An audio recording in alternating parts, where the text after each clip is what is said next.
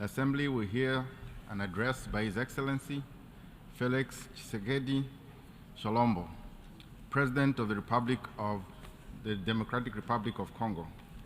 I request protocol to escort His Excellency.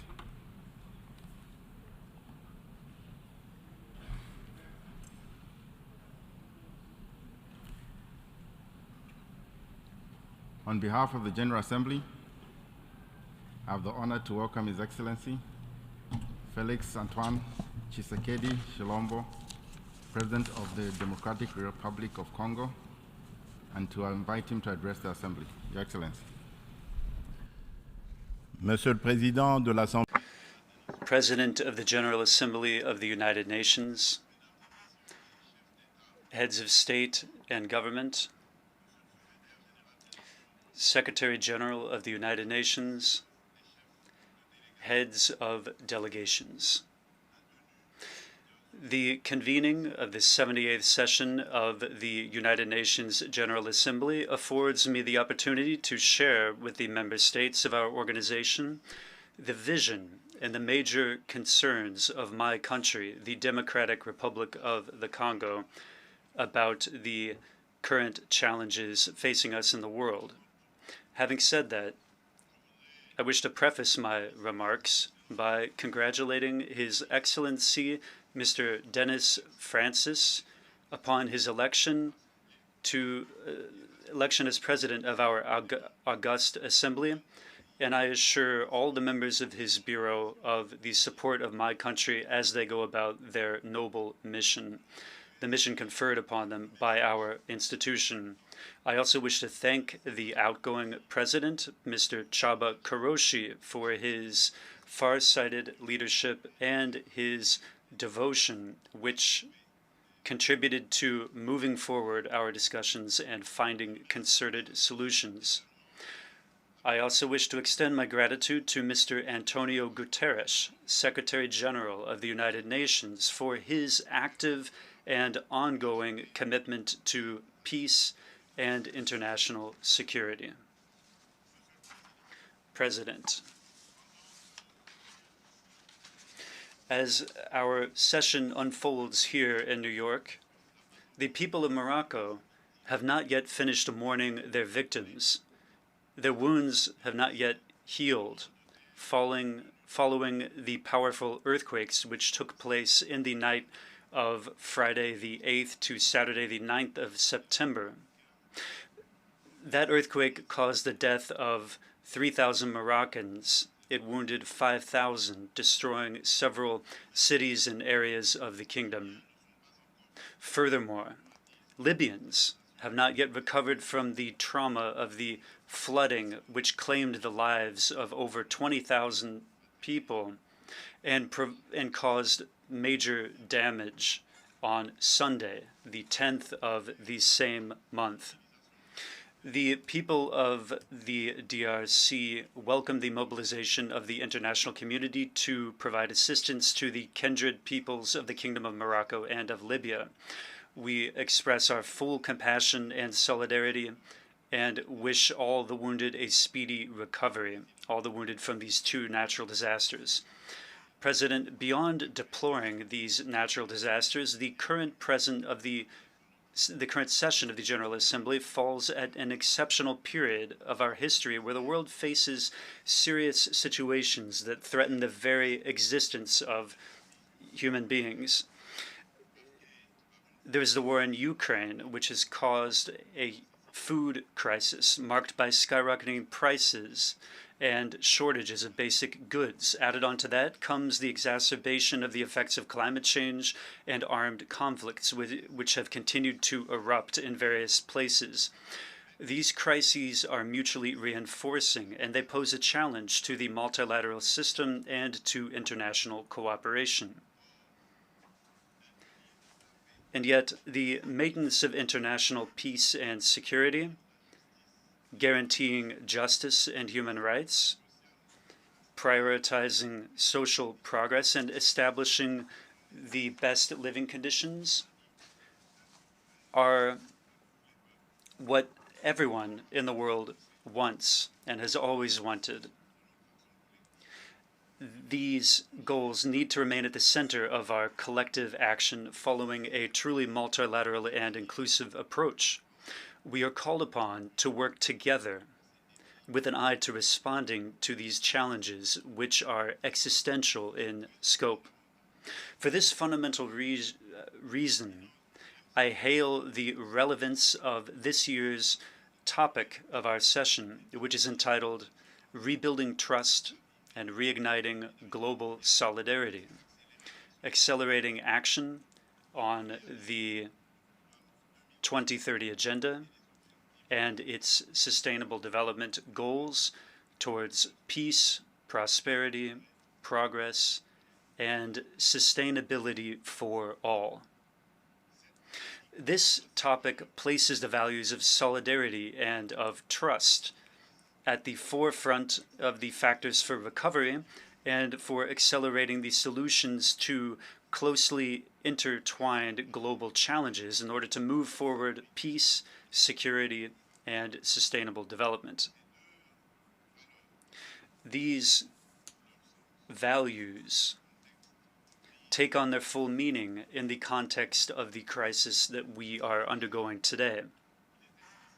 In this regard, it is vital to recall that at the halfway point towards achievement of the SDGs in 2023, given the climate disasters, the recurrent conflicts, the economic recession, and the persistent after effects of the COVID-19 pandemic, inequality and poverty have worsened. Hunger and malnutrition are on the rise. Humanitarian needs and the displacement of populations have reached record heights.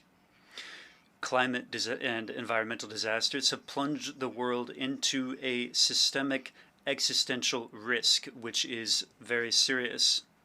In order to tackle these scourges, which pose a genuine threat to international peace and security, and which also constitute a major obstacle to the prosperity and progress of nations, it is clear that pooling our energy and taking a multilateral approach with mutual trust and solidarity is a major and indispensable approach. President, the maintenance of international peace and security constitutes the foundation of and the main objective underpinning the creation of the United Nations. Accomplishing this requires more determination and commitment on the part of everyone, given the current threats to peace and security in the world.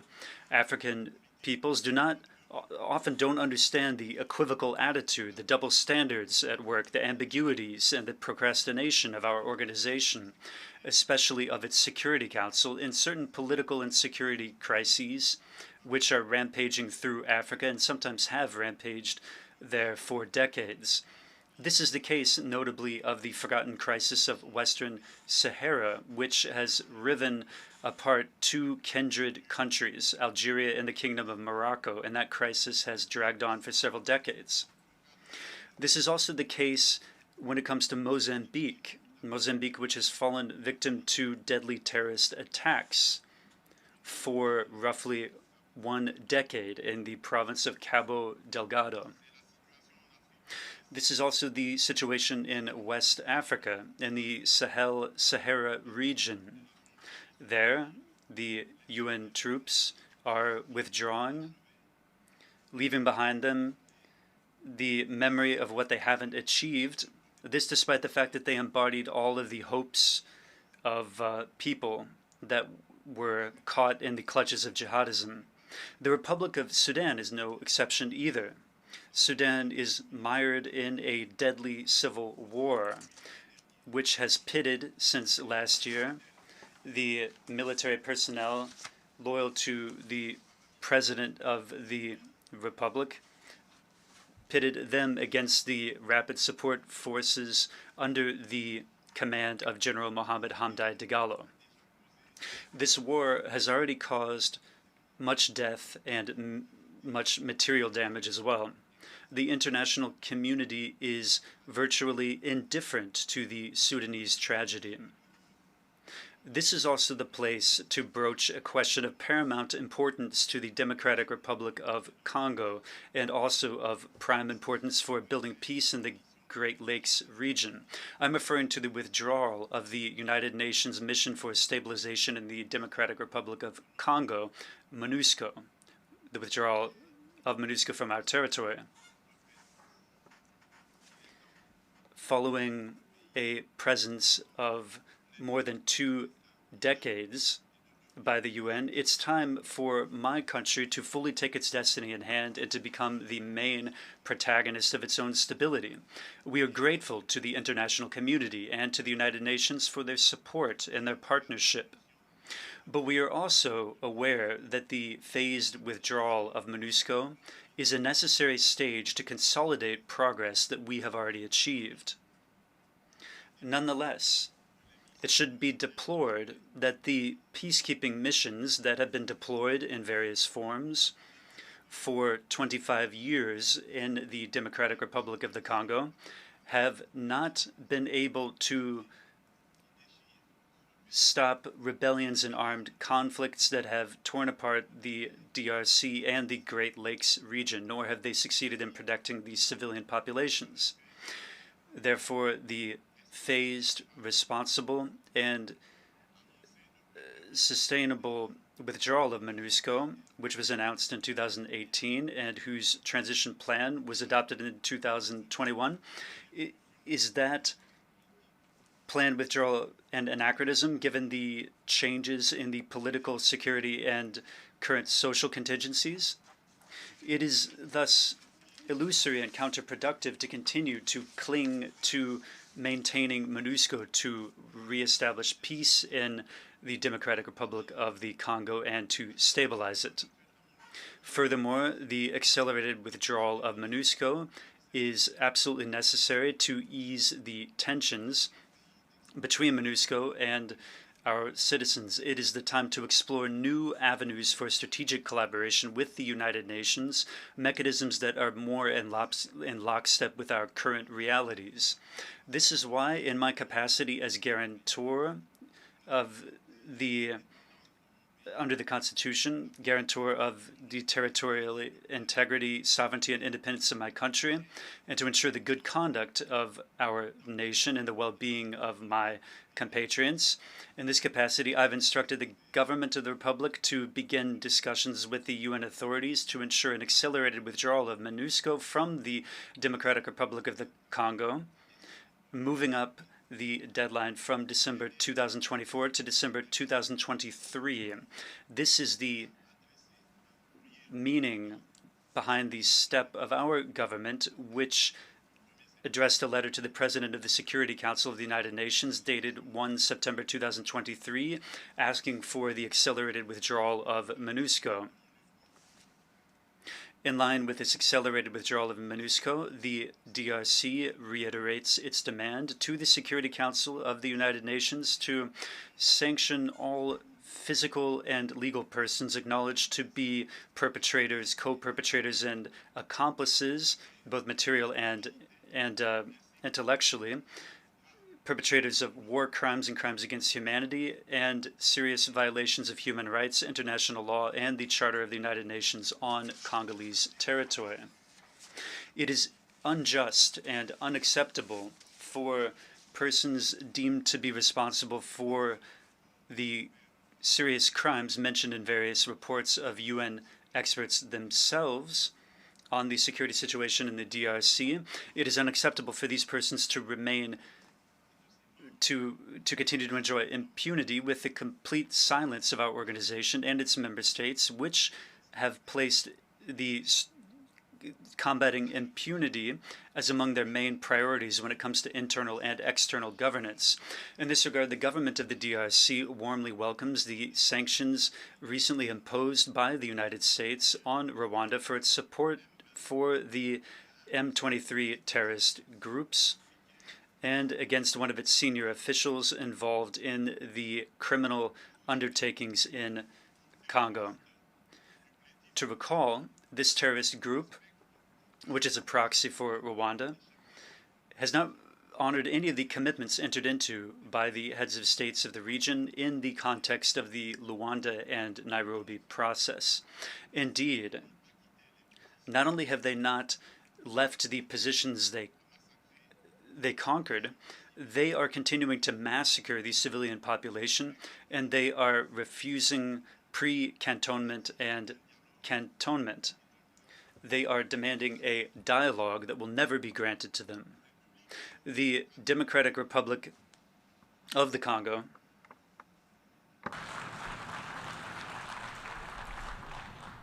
La République The Democratic Republic of the Congo hopes that the other states will follow this good example set by the United States of America in order to support the common struggle against impunity, to ensure the triumph of the ideals of justice and solidarity among peoples.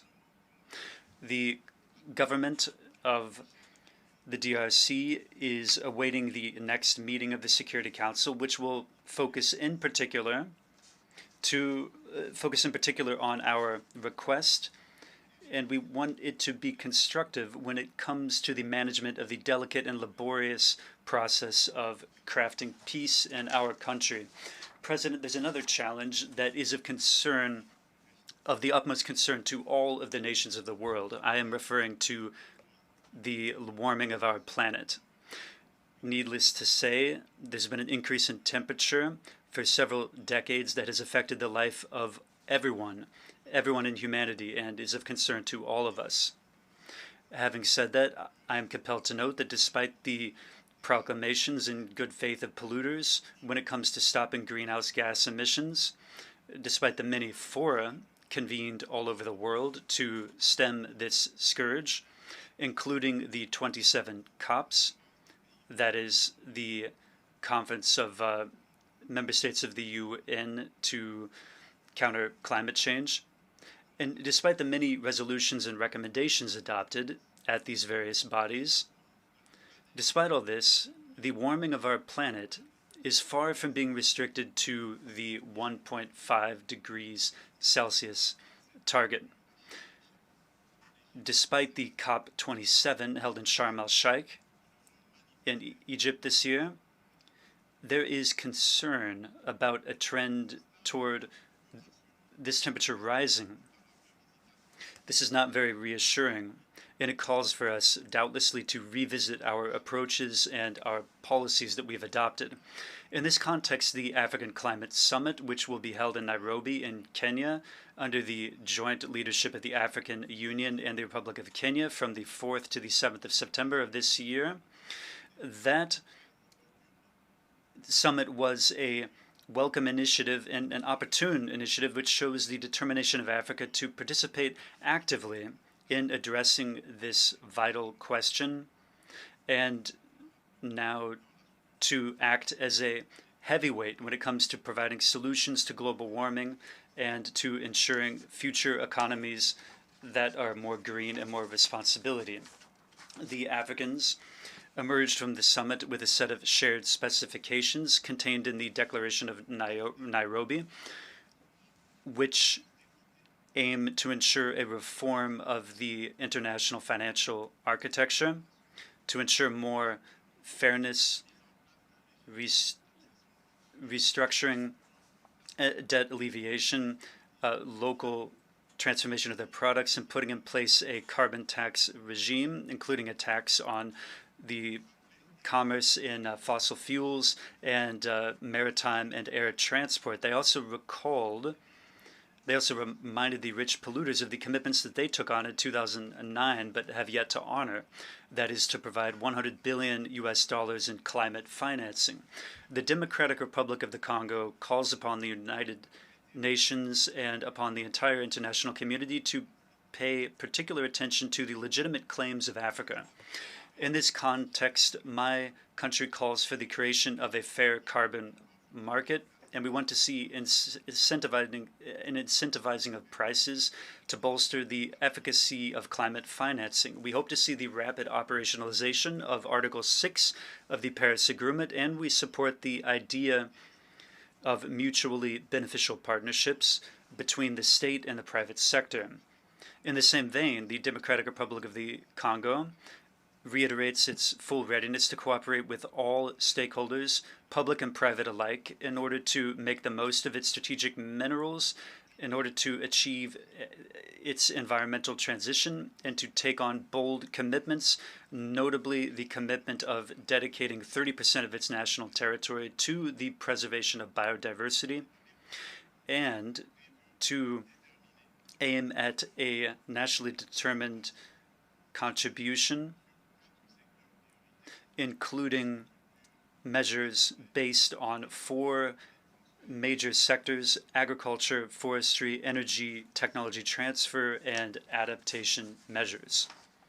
President, multilateralism and the respect for a global rules-based system has underpinned peace, security, health, and prosperity in large swaths of the world for the last 78 years. The United Nations embodies these principles and remains a key protagonist in order to cope with contemporary existential threats, be they the current food crisis, climate change, terrorism, or pandemics, or nuclear proliferation. None of these critical global threats can be resolved by nations that act by themselves, no matter how powerful they may be. All of this requires multilateral cooperation. To retain the trust of the international community, the United Nations needs to show that it is capable of adapting to the present and capable of effectively shouldering its responsibilities in tackling today's challenges. In order to provide new impetus to multilateralism, the reform of the Charter of the United Nations on the key points, the Security Council, the veto in Chapter 7, the use of force, this is absolutely necessary but will not be sufficient. We have a lot of work to do. The coordination and cooperation among the various institutions and agencies of the United Nations are imperfect. The global challenges are often tackled several times over at various fora, with different angles being taken, sometimes contradicting approaches being taken, and other problems are not addressed at all, with each international bureaucracy aiming to save itself. In this regard, I wish to sound a stirring call, the call of Africa on the whole, a call to enlarge the United Nations Security Council as a guiding decision-making body of the United Nations, to ensure that there are 2 representatives of the African continent there as permanent representatives in order to ensure fair and representative geographical representation.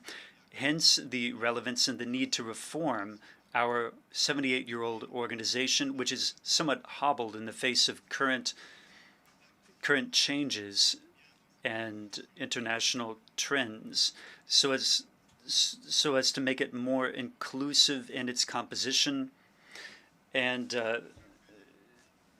in how decisions are taken, the decisions that need to take into account the voice of Africa. President, before I conclude, allow me to speak from this high rostrum to speak about the question of violence against women in the context of war and in armed conflicts. It is no secret for anyone that the Democratic Republic of the Congo is one of the African states where sexual violence against women are most disconcerting, due in particular to decades of armed conflict. In order to ease the suffering of women who have fallen victim to conflict-related violence, and in order to begin to repair the harm done to them, my country has put in place specific institutional mechanisms. These are, notably, the National Fund for reparations to victims of sexual violence, conflict-linked sexual violence, and to the victims of crimes against humanity, Crimes Against the Peace and Security of Humanity. That organization was created in December 2022 and is known as FONARAV. In addition to these initiatives to protect and promote women, the DRC tirelessly strives to change the perceptions that men have about women, notably by removing social structures that create barriers to the fulfillment of women and to address the power dynamics that underpin male-female relations. Indeed, the skills and resources given to women are not enough in and of themselves to change their condition. It is vital to move farther and to change the social dynamics in couples, in families, and in communities. This is what underpins the promotion of positive masculinity, which is an initiative that I started from the beginning of my mandate at the helm of the African Union.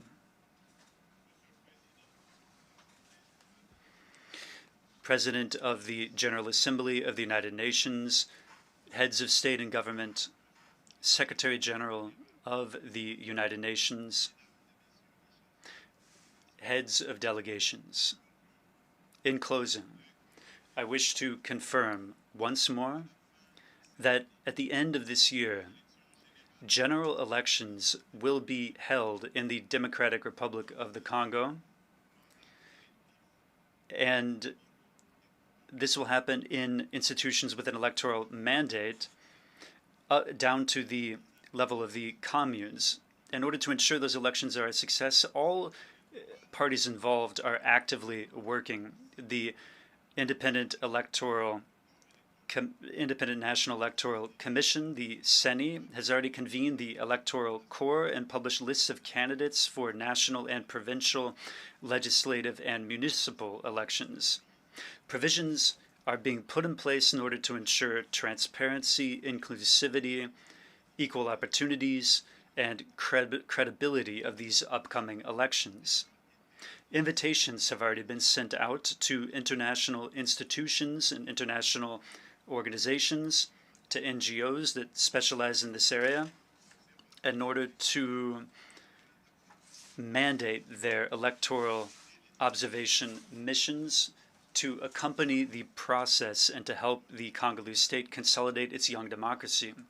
The UN is also invited to play a major role via its specialized institutions.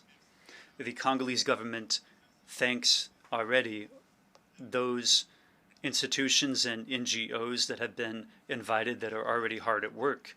The Democratic Republic of the Congo remains convinced that the United Nations remains the most appropriate fora to discuss the future of our planet and of the relations both among peoples and among states. Following the holding of the peaceful democratic elections in Zimbabwe, I wish to sound a clarion call here at the United Nations, calling for everything to be done to ensure the immediate lifting of these sanctions against the Republic of Zimbabwe and against its people.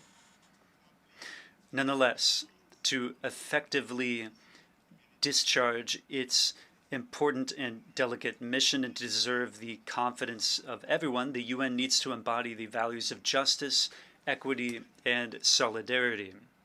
The UN must be representative of everyone and all our cultural, political, economic, and social diversity. This is the full meaning behind the reform.